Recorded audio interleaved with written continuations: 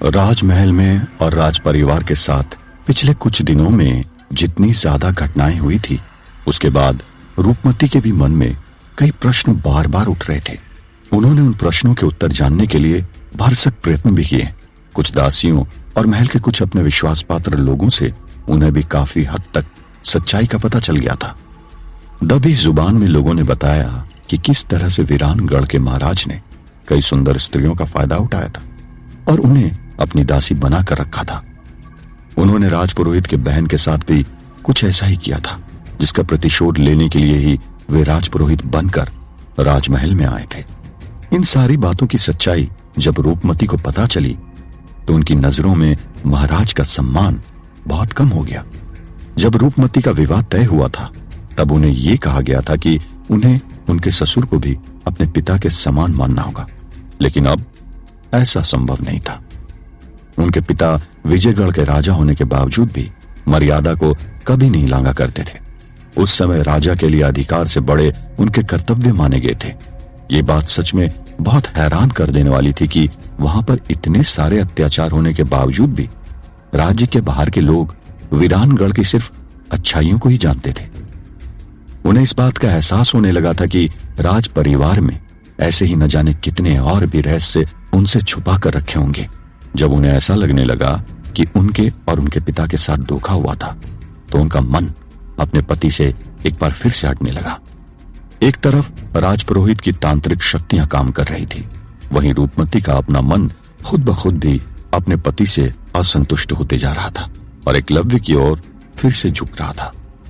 उन्होंने एकलव्य के साथ रहकर अपने को बहुत ज्यादा सुरक्षित और प्रसन्न महसूस किया था। जितना ज्यादा आनंद उन्हें एकलव्य के साथ राज्य घूम कर मिला था, उतना तो अपने पति के साथ संभोग करके भी नहीं मिला था। कहीं ना कहीं रूपमती को ऐसा लग रहा था कि उन्हें उनके पति से वो अपनापन और प्रेम नहीं मिल पा रहा था जो एकलव्य से मिल रहा था। जब उन्हें पता चला कि महाराज किस तरह के व्यक्ति थे तो वो उन्हीं के व्यक्तित्व का प्रतिबिंब अपने पति में भी देखने लगी।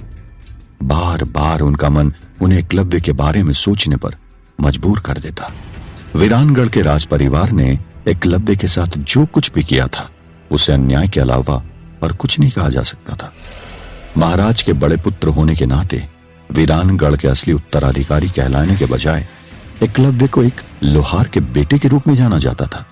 चाहे बात ज्ञान, विवेक, साहस या कौशल किसी भी चीज की जाती, एकलव्य सभी में श्रेष्ठ था। सचमुच रूपमती ने कभी भी ऐसा नहीं सोचा था कि विवाह के बाद उन्हें एक ऐसी जगह जाना पड़ेगा जहां सिवाय अन्याय के और कुछ नहीं होता होगा। देवराज की मां के निधन के बाद उसे तो दासी स्वप्न सुंदरी से सचमुच मां की ममता मिल गई थी, लेकिन क्या यह फिर से एकलव्य के साथ अन्याय नहीं हुआ था? इस सब में एकलव्य की क्या गलती थी? वो तो एक मासूम बच्चा था जिसका जन्म महाराज और स्वप्न सुंदरी की गलती से हुआ था। वह दासी जो उसकी मां थी, जिसे उस पर अपनी ममता लुटानी थी, वो स्वार्थवश देवराज पर अपनी ममता लुटा रही थी। न तो उसे मां का प्यार मिला, न पिता से अपनापन, और अब रूपमती स्वयं अपने आप को भी उसके अपराधी मान रही थी।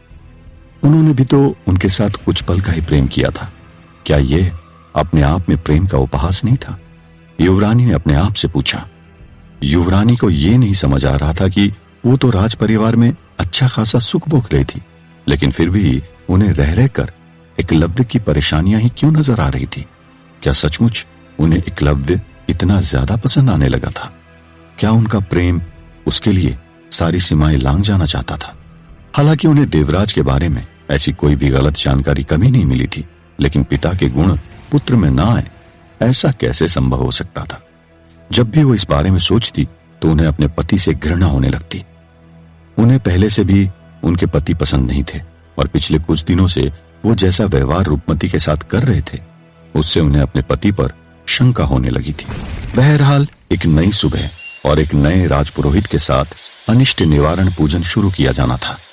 महाराज ने नए राजपुरोहित को ये बात अच्छी तरह समझा दी थी कि इससे पहले वहां जो भी अनिष्ट हो रहे थे वे राजपुरोहित के ही कारण हो रहे थे। अतः राजपुरोहित को ये बात ध्यान में रखनी है कि पूजन करते समय कोई भी गलती ना हो। महाराज की बात मानते हुए सबसे पहले नए राजपुरोहित ने जब अनिष्ट निवारण पूजा के लिए सही मुहूर्त देखा तो वे बोले, महाराज, संध्या बेला में 5:30 बजे का मुहूर्त निकला है। आमतौर पर इस तरह के पूजन के लिए दिन और रात की ऐसी कोई बात तो नहीं हुआ करती है। जैसे कि नए पुरोहित ने बताया था, उसी के अनुसार राज परिवार के लोगों को पूजन में उपस्थित होने का आदेश दे दिया गया था। हालांकि वो राजपुरोहित नहीं थे, लेकिन महाराज के सख्त आदेश थे कि राजपुरोहित को पहले की तरह सभी अधिकार प्राप्त होंगे। उनकी बातों को उतना ही महत्व दिया जाएगा जितना कि पहले राजपुरोहित की बातों को दिया जाता था। लेकिन यहाँ पे राज्य के पुराने राजपुरोहित तो अपनी सारी सीमाएं लांघ चुके थे और अजीबोगरीब कारनामे करने लगे। सबसे पहले तो उन्होंने अपने पास मौजूद तालाब में छलांग लगा दी। करीब 2 मिनट तक वो पानी के अंदर ही रहे। एकलव्य, जो ये सब कुछ देख रहा था, उसे तो ऐसा लग रहा था जैसे राजपुरोहित डूब गए हों और उसे उन्हें बचाने के लिए पानी में कूदना पड़ा। इससे पहले कि वो कूदने की तैयारी करता, वे बाहर निकल चुके थे। ये तो फिर भी एक आम बात थी, लेकिन इसके बाद जो कुछ हो रहा था वो सच में बहुत अजीब और डरावना लग रहा था। जहां एक तरफ नए राजपुरोहित राजमहल में पूजन करवाने की तैयारी कर रहे थे, वहीं पुराने राजपुरोहित मायावी जंगल में रहकर अपनी तंत्र साधना करने की तैयारी करने में लगे थे। इस वक्त राजपुरोहित को देखकर किसी की भी रूह कांप जाती। उन्होंने एक सुंदरी रंग की साड़ी पहन ली थी, अपने माथे पर एक बहुत बड़ी सी लाल बिंदी लगा ली और नाक में एक बहुत बड़ी नथनी पहन ली। हाथों में दर्जन भर हरी चूड़ियां और आंखों में गहरा काजल लगा ली। होंठों पर लाली कुछ समझ नहीं आ रहा था कि ये कौन सी साधना थी। वहां जो कुछ भी हो रहा था उसे देखकर डर के मारे किसी आम आदमी का तो कलेजा ही मुंह को आ जाता। और ऐसा करने के बाद उन्होंने नदी में छलांग लगाई और बीच नदी में खड़े होकर दोनों हाथ ऊपर करके आसमान की तरफ देखने लगे। थोड़ी देर बाद वो जोर जोर से चिल्लाने लगे और फिर उन्होंने एक अनोखी भाषा में कुछ मंत्रों का उच्चारण करना शुरू कर दिया। वहीं खड़ा एकलव्य भी इस बात को समझ नहीं पा रहा था कि राजपुरोहित ये कौन सी भाषा में मंत्र उच्चारण कर रहे थे। लेकिन इस बात में कोई शक नहीं था कि एकलव्य के जैसा साहसी और निडर इंसान भी ये सब कुछ देखकर डर गया था। कुछ ही पलों में न जाने कहां से वहां पर डरावने डरावने खतरनाक भूत आसमान में उड़ते हुए दिखाई देने लगे।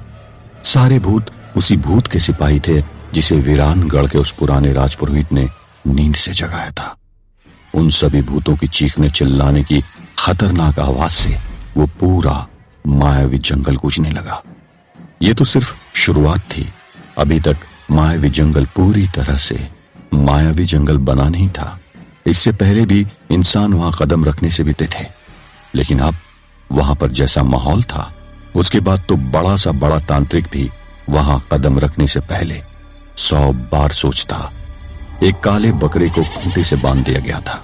वो बकरा बहुत अजीब था। उस बकरे के सामने कुछ मछलियां रखी गई थी और उस बकरे ने उन मछलियों को खा लिया। उस बकरे को वहां पर एक विशेष उद्देश्य से बांधा गया था। उस तरह का बकरा एक खतरनाक प्रेत को जगाने के बदले में उसे दिया जा रहा था। राजपुरोहित नदी से बाहर निकलकर एक ही झटके से उस बकरे की बलि चढ़ा दी। महल में पूजा के लिए सभी सामग्रियां विधिवत इकट्ठी कर ली गई थी और सही मुहूर्त पर पूजन प्रारंभ हुआ। सबसे पहले तो नए पुरोहित ने शुद्धिकरण करके अग्निकुंड में अग्नि प्रज्वलित की। जैसे ही पुरोहित ने आग जलाई, तुरंत ही वो आग बहुत तेजी से भभक उठी। इससे पहले कि मंत्रों का उच्चारण शुरू हो पाता, अचानक नए राजपुरोहित ने ही वहां रखी हुई सभी पूजन सामग्रियों को फेंकना शुरू कर दिया। उनका ये बर्ताव देखकर वहां मौजूद सभी लोगों में से किसी को कुछ समझ नहीं आ रहा था कि ऐसा सब कुछ हो क्यों रहा था। पुरोहित, जिन्हें उस पूजन को सही तरीके से कराने की जिम्मेदारी सौंपी गई थी, वे स्वयं ही पूजन की सामग्री को फेंकने लगे थे। जैसे ही महाराज ने उन्हें रोका, उन्होंने पूजन की एक थाल उठाकर सीधे महाराज के मुंह पर फेंक दी। महाराज की नाक और होंठ पर चोट आई और खून बहने लगा। ये देखकर वो नया पुरोहित जोर जोर से हंसने लगा। महाराज, महाराज, मुझे आदेश दोगे? नए पुरोहित ने महाराज की हंसी उड़ाते हुए कहा। जो राजपुरोहित ऐसा अजीब बर्ताव कर रहा था, उनका चेहरा अचानक काला पड़ने लगा। उनकी आंखें लाल होने लगी और आंखों से खून टपकने लगा। जोर जोर से किसी जानवर की तरह दहाड़ने लगे। महाराज और बाकी लोग इस दृश्य को देखकर बहुत भयभीत और हैरान हो गए। वे समझ ही नहीं पाए कि अचानक राजपुरोहित को होने क्या लगा था। उनके साथ मौजूद पुरोहितों ने उन्हें पकड़ने की कोशिश की तो उन्होंने उनमें से एक का हाथ वहीं मंडप में सबके सामने मरोड़कर तोड़ दिया और बाकी लोगों को धक्का दे दिया। सिपाही उन्हें पकड़ने के लिए दौड़े तो उन्होंने एक सिपाही की गर्दन मरोड़ी और बाकी सबको धक्का देकर दूर फेंक दिया। इससे पहले कि और सिपाही आकर उन्हें पकड़ पाते, उन्होंने वहां रखी एक तलवार उठाई और उसे जोर जोर से इधर उधर घुमाने लगे। कुछ और सिपाही दौड़ कर आए और उन्होंने उनके हाथों से तलवार छुड़ाने के लिए उन पर प्रहार करना शुरू कर दिया। ये किसी ने भी नहीं सोचा था कि वो अचानक इतने ज्यादा हिंसक हो जाएंगे कि वो बड़ी निर्दयता से उन सैनिकों पर टूट पड़ेंगे। अभी उनकी उन सैनिकों से लड़ाई चल ही रही थी कि वहां खड़े सभी लोग उस वक्त दंग रह गए जब सभी लोगों के सामने नए राजपुरोहित ने अपनी खुद की ही गर्दन काटकर बलि चढ़ा दी। उनके ऐसा करते ही महारानी खून की उल्टियां करने लगी। वहां मौजूद सभी दासियां दौड़ी और वो महारानी को संभालने लगी। महारानी की हालत बिगड़ती ही जा रही थी। डर और दहशत की वजह से वहां पर भगदड़ मच गई। राजमहल के सभी लोगों को सुरक्षा घेरे में ले लिया गया। इस घटना के बाद तो इस तरह का माहौल बना था, इससे सभी लोग थर थर कांपने लगे थे। महारानी की तबीयत और भी ज्यादा बिगड़ते जा रही थी। राज्यवैद्य जो उनकी नाड़ी देख रहे थे, ये बीमारी उनके समझ के परे थी। जो सच्चाई थी वो किसी से नहीं छिपी थी। ये सब सिर्फ और सिर्फ राजपुरोहित को उनके पद से हटाए जाने के बाद हो रहा था। इस दहशत के माहौल के बीच लोगों के बीच में बातें होने लगी कि अगर महाराज ने फैसला सुनाने से पहले प्रजा और मंत्रियों की सलाह लेकर काम किया होता तो शायद हालात इस तरह नहीं बिगड़ते। बहरहाल महारानी का उनके कमरे में उपचार चल रहा था और इधर महाराज अपने मंत्रियों के साथ मंत्रणा करने में लगे हुए थे। महाराज के लिए अभी तक इस बात पर भरोसा कर लेना संभव नहीं हो पा रहा था कि राजपुरोहित जो अब उस राज्य में नहीं थे, ये सब कुछ उनकी शक्तियां ही करवा रही थी। ऐसी घटना ना तो कभी किसी ने देखी थी और ना कभी सुनी थी। वे नए पुरोहित जिन्हें लोगों को बुरी बला से बचाने के लिए पूजन करवाना था, वो खुद ही किसी बुरी आत्मा के चक्कर में पड़ गए थे। क्या इस तबाही को रोकने में कोई कामयाब हो पाएगा? क्या रूपमती राज परिवार से विद्रोह करने लगेगी? क्या महाराज की सेना पिछले राजपुरोहित को ढूंढ निकालेंगे? क्या षड्यंत्र में एकलव्य के शामिल